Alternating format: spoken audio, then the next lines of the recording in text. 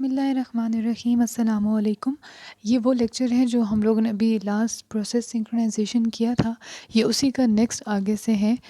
उसी कॉन्सेप्ट को आपने याद रखना है कि प्रोसेस सिंक्रोनाइजेशन का क्या मतलब होता है। उसके आगे से हम लोगों ने उसकी टाइप्स पढ़ी थी, जिसके अंदर हम लोगों ने ये पढ़ा था कि जो कोऑपरेटिव प्रोसेसेस होते हैं उसके अंदर कुछ ना कुछ शेयर्ड स्टफ़ होता है। मतलब वो कोई ना कोई चीज़ें शेयर कर रहे होते हैं। वो चीज़ें क्या हो सकती हैं, रिसोर्सेज हो सकते हैं, वो चीज़ें, इसके अलावा वो कोड कोई हो सकता है। वो कोई ना कोई चीज़ शेयर कर रहे हैं। जो चीज़ वो शेयर कर रहे होते हैं ना, उसको हम लोग क्रिटिकल सेक्शन का नाम दे देते हैं।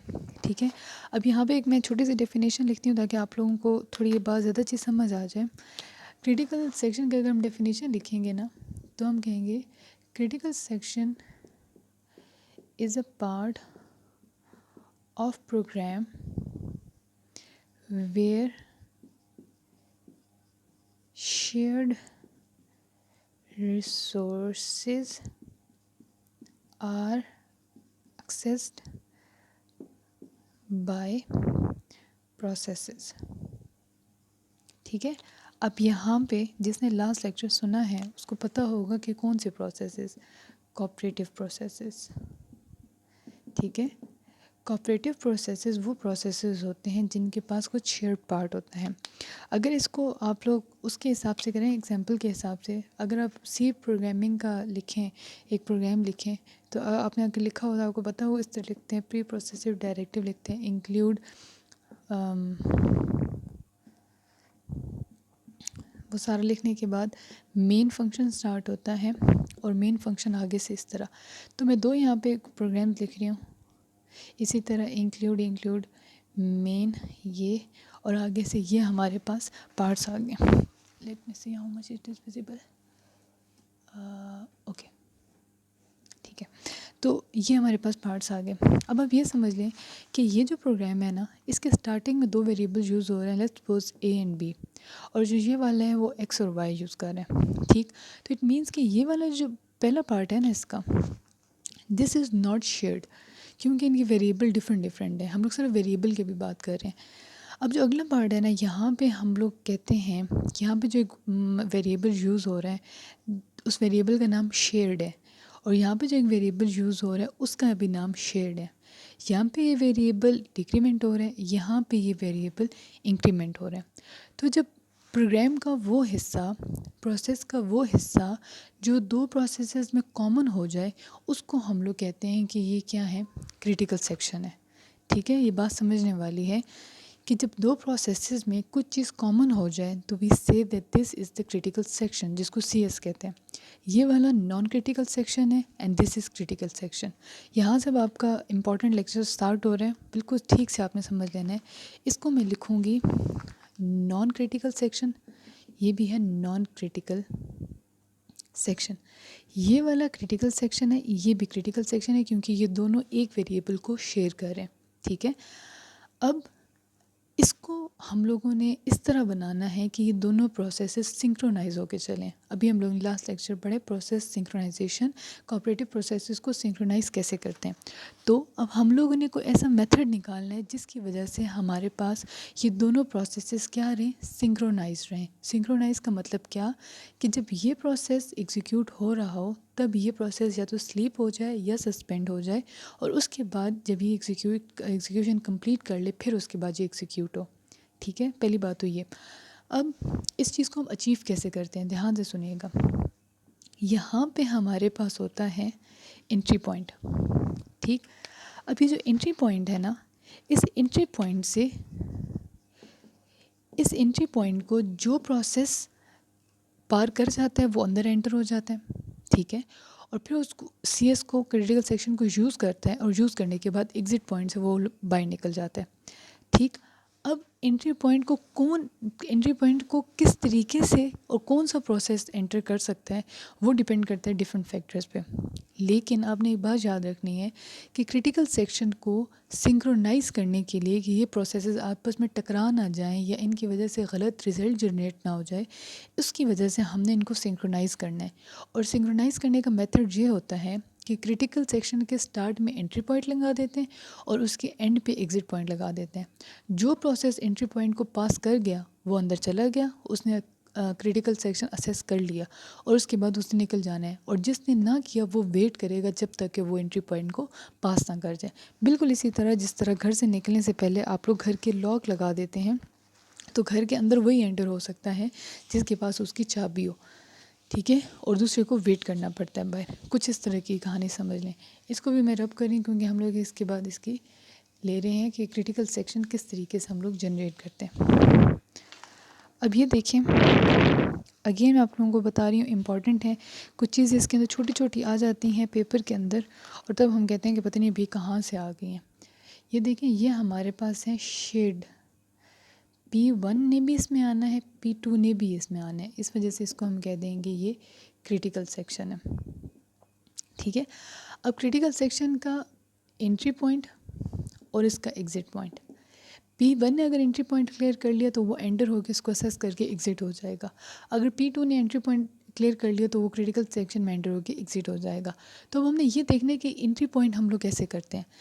देखिए, अगर ये पूरा प्रोसेस सिंक्रोनाइजेशन का मेथड है, एंटर एंड एग्ज़िट, ये मिला के क्रिटिकल सेक्शन में एंटर होना, एग्जीक्यूट होना, ये पूरा मिला के ना हमारे पास जो एक जिसका हम लोग नाम कह रहे हैं ना प्रोसेस सिंक्रोनाइजेशन, ये हमारे पास प्रोसेस सिंक्रोनाइजेशन प्रॉपर एक मैकेनिज़्म है, ये मेथड है, ठीक है। मैकेनिज़्म लिख देती हूँ पूरा क्योंकि ये मैकेनिज़्म है, ठीक है। अब प्रोसेस सिंक्रोनाइजेशन मेथड जो है, ये जो एंट्री और एग्ज़िट पॉइंट्स हैं, ये किन फैक्टर्स पे डिपेंड करते हैं। टोटल 4 फैक्टर्स होते हैं, 2 प्राइमरी होते हैं, 2 सेकेंडरी होते हैं। प्राइमरी मतलब अगर वो होगा तभी प्रोसेस सिंक्रोनाइजेशन होगी, अगर वो 2 पॉइंट्स नहीं होंगे तो प्रोसेस सिंक्रोनाइजेशन नहीं होगी, तब हमारे पास मसला हो सकता है। अब मैं नाम लिखती हूँ यहाँ पे जो हम लोगों ने डिस्कस करना है। चलें जी, पहला नाम मैं लिख रही हूँ यहाँ पे म्यूचुअल एक्सक्लूसिव, ठीक है। दूसरा है प्रोग्रेस, तीसरा है बाउंडेड वेट, एंड चौथा है नो अजम्पशन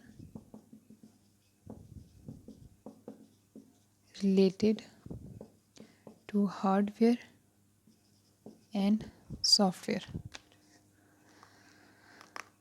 अच्छा जी, जो पहले वाले 2 हैं ना, ये तो प्राइमरी हैं, ठीक है, ये तो प्राइमरी है, ये तो लाजमी होने चाहिए। लेकिन जो अगले हैं ना, इन दोनों को हम लोग फिर भी कह सकते हैं कि ये सेकेंडरी हैं, ठीक है। और इसके अंदर ये सारे पॉइंट्स इंपॉर्टेंट है। अगर आपने कोई भी एक स्किप कर दिया, इसमें से आराम से एमसीक्यूज़ बन जाते हैं। एमसीक्यूज़ कैसे आते हैं हम डिस्कस कर लेते हैं, लेकिन आपने ये लाजमी ध्यान से सुनना है, नोट्स बना लेने अपने पास, ठीक है। एक तो फर्स्ट हम लोग डिस्कस करेंगे what is mutual exclusiveness. Mutual exclusiveness का ये मतलब है कि अगर आप लोग कोई ऐसा एल्गोरिदम बना रहे हैं जिससे आप लोगों का प्रोसेस सिंक्रोनाइजेशन अच्छी हो, तो सबसे पहले जो उसने चीज़ अचीव करनी है ना, that is mutual exclusiveness. Mutual exclusiveness का सिर्फ इतना सा मतलब है, यहाँ से आप कॉन्सेप्ट ले लें कि क्या मतलब है म्यूचुअल एक्सक्लूसिवनेस का, कि अगर फॉर एग्जांपल हमारे पास है ये क्रिटिकल सेक्शन, और इस क्रिटिकल सेक्शन ने एग्जीक्यूट करना है, किस किस ने एग्जीक्यूट करना है, P1 ने भी एग्जीक्यूट करना है एंड P2 ने भी एग्जीक्यूट करना है, ये हमारे पास क्रिटिकल सेक्शन। अब इन दोनों प्रोसेसेस के कोई ना कोई इंडिपेंडेंट काम होगा, वो काम जब कर चुकेंगे ना, उसके बाद वो आएंगे क्रिटिकल सेक्शन में। अब सपोज़ करें कि अगर हम म्यूचुअल एक्सक्लूसिवनेस की बात कर रहे हैं ना, सपोज़ करें कि P1 एंटर हो गया है CS के अंदर, क्रिटिकल सेक्शन के अंदर, तो इस टाइम पे आपका जो लिखा हुआ एल्गोरिदम है, मैकेनिज़्म आपका बनाया हुआ है, वो ऐसा होना चाहिए कि जब P1 एक दफ़ा एंटर हो गया है क्रिटिकल सेक्शन में, तो इस टाइम P2 एंटर ना हो सके, ठीक है। या अगर P2 पहले एंटर हो गए, फॉर इंस्टेंस अगर P2 पहले एंटर हो चुका है और P2 अंदर है इस क्रिटिकल सेक्शन के, तो इस टाइम पे P1 अंदर एंटर नहीं हो सकता। This is called mutual exclusiveness, ठीक है। म्यूचुअल एक्सक्लूसिवनेस क्या है कि एक प्रोसेस जब क्रिटिकल सेक्शन के अंदर है तो दूसरा प्रोसेस क्रिटिकल सेक्शन के अंदर नहीं आएगा। अगर ये वाली चीज़ आपके मैकेनिज़्म के अंदर है तो इट मीन्स कि आप क्रिटिकल सेक्शन को अच्छे से हैंडल कर सकते हैं। दूसरी बात, प्रोग्रेस। प्रोग्रेस का मतलब होता है टांग खींचना। टांग कैसे खींचना, कि अगर P1 कह रहा है, P2 कहता है कि मैंने नहीं जाना क्रिटिकल सेक्शन में, भी मेरे और काम है, मैं वो कर लूँ तो फिर मैं क्रिटिकल सेक्शन में चला जाऊँगा। P1 कहते हैं कि मुझे ज़रूरत है क्रिटिकल सेक्शन में जाने की, क्योंकि मेरा वो कोड आया हुआ है जो मैंने रन करना है। तो P1 क्या करता है, एंटर मतलब होने की तरफ जाता है। जैसे वो यहाँ तक जाता है, P2 क्या करता है, इसको खींच के पीछे ले जाता है। मतलब ये खुद तो कुछ करना नहीं है और दूसरे को कुछ करने नहीं देना। तो अगर ये आपका कोड ऐसा बना हुआ है, इट मीन्स कि अगर आपने मैकेनिज़्म ऐसा लिख दी है जिसके अंदर एक एक की ज़रूरत है वो CS में जाए, लेकिन दूसरा उसको रोक रहा है, तो इट मीन्स कि आपका प्रोसेस सिंक्रोनाइजेशन मेथड गलत है। आपके प्रोसेस सिंक्रोनाइजेशन मेथड में प्रोग्रेस होनी चाहिए, ठीक है। प्रोसेस सिंक्रोनाइजेशन मैकेनिज़्म में प्रोग्रेस होनी चाहिए। अगर प्रोग्रेस होगी तो ही हम लोग क्या करेंगे, अच्छा एक क्रिटिकल सेक्शन को हैंडल कर सकेंगे, ठीक है। तो इसमें लेग पुलिंग नहीं होनी चाहिए, म्यूचुअल एक्सक्लूसिवनेस भी होना चाहिए इसके अंदर, ठीक है। अगली चीज़ हम लोग डिस्कस करते हैं बाउंडेड वेट। बाउंडेड वेट का बस इतना ही मतलब समझ लें कि जिस तरह अब दोनों ने अभी तक यूज़ नहीं किया हुआ, खाली है क्रिटिकल सेक्शन, तो समझ लें कि P1 चला गया क्रिटिकल सेक्शन के अंदर।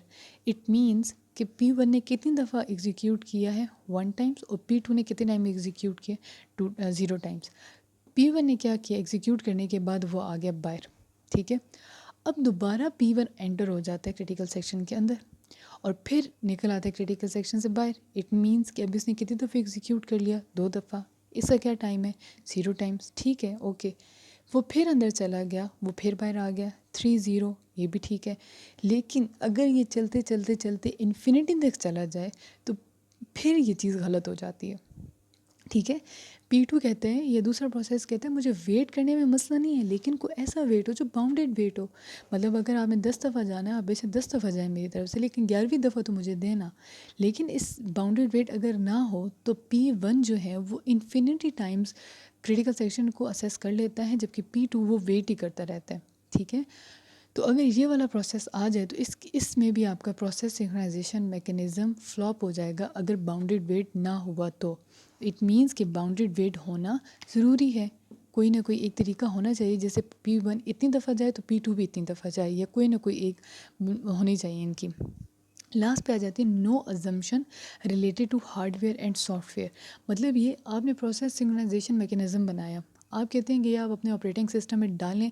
अगर आपका ऑपरेटिंग सिस्टम 32 बिट काम करने वाला है या 64 बिट काम करने वाला है, अगर आप कोई शर्त लगा देते हैं ना, तो फिर आपका मैकेनिज़्म गलत है। मतलब आप पहले से कह देते हैं कि मेरा मैकेनिज़्म उस हार्डवेयर पे चलेगा जिसके ये फ़ीचर्स हैं, ये वो सॉफ्टवेयर उस सॉफ्टवेयर पे चलेगा जिसके ये फ़ीचर्स हैं।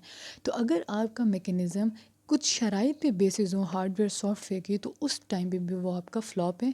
तो इट मीन्स कि अजम्पशंस नहीं होनी चाहिए related to hardware and software, ठीक है। तो ये क्रिटिकल सेक्शन को सॉल्व करने का तरीका है। क्रिटिकल सेक्शन सॉल्व करने के तरीके और भी हैं, मतलब प्रॉपर्ली सेमाफोर्स वगैरह नाम हैं उनके, वो हम आगे सीरीज़ में पढ़ेंगे। लेकिन फ़िलहाल के लिए आपको पता होना चाहिए कि क्रिटिकल सेक्शन क्या होता है, क्रिटिकल सेक्शन को सॉल्व करने के लिए क्या होता है। अगर क्रिटिकल सेक्शन सही से ना एग्जीक्यूट किया जाए, मतलब ये कि ये भी असेस करे ये भी असेस करे, तो रेस कंडीशन में चला जाता है आपका प्रोसेस पूरा जो है वो रेस कंडीशन में चले जाते हैं। रेस कंडीशन से आप लोगों का रिज़ल्ट ख़राब हो जाता है। रेस कंडीशन क्या होती है और इनके आगे से मैकेनिज़्म के प्रॉपर नाम क्या होते हैं, इंशाल्लाह अगले लेक्चर्स में आप देख लीजिएगा। ये पूरी सीरीज़ आपने कंप्लीट करनी है। ओके जी, अल्लाह हाफ़िज़।